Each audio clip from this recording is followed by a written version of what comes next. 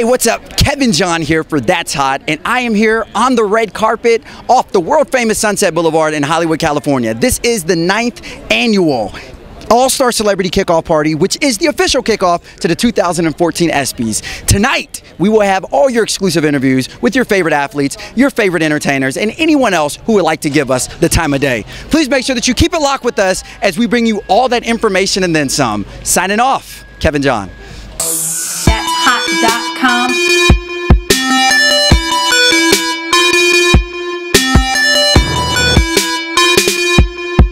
That'sHot.com, Kendrick Lamar. That's all I can say about that. That'sHot.com. So we are standing here with the most innovative quarterback in the history of the National Football League. That's a big word. Yeah, Innovative. well, that's who you are. I like that. You realize that you revolutionized the quarterback position? In some ways, but there was a lot of people before me that opened the door for me to be able to play the game as myself. So I give those guys a lot of credit. The James Harrises, the Marlon Briscoes, the Joe Gilliams, those are the type of guys that opened the door for me to give this next generation a chance to play the position.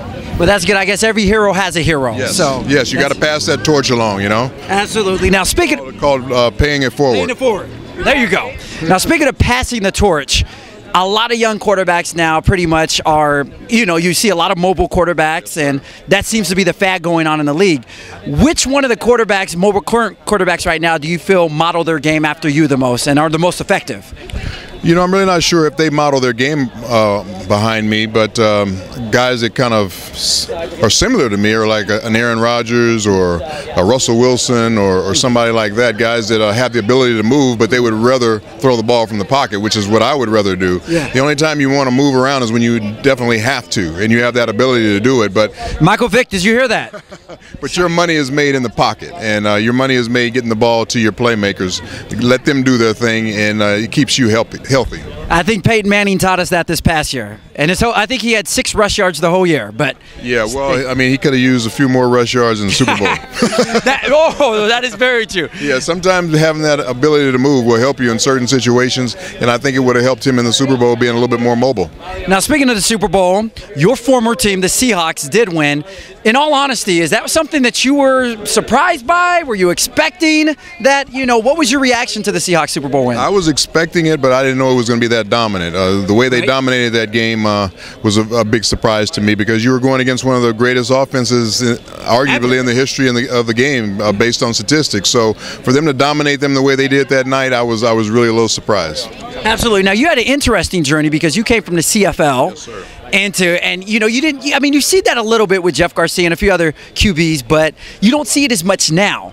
Why do you feel it was so prevalent, 20 years ago versus now? I think Kurt Warner was another one, too, that came out of there. Yeah, well, you only have certain guys that are able to do both. Some guys' games are geared towards playing in the Canadian Football League, and some guys' games are geared towards the NFL. My game, fortunately, because I had variety in it, I could function in both leagues. So I did a good job in both leagues. But everybody doesn't have that ability to do that, and then everybody doesn't have to go up there. Yeah. Some guys start their career here and they bounce around until they finally make it. I had to start mine up there because of the times, and then I moved back down.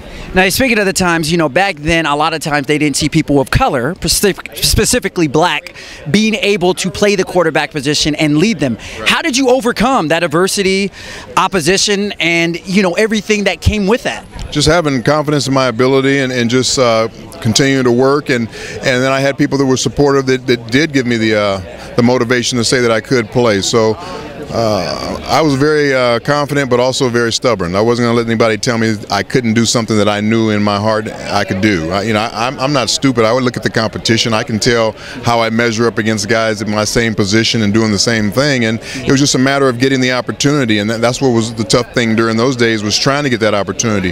You don't see as many guys have to go to Canada now because they're getting the opportunities right here to stay here, where back then it wasn't that way. Well, you got your opportunity. You ran with it. Now, last question. Who is the greatest quarterback of all time?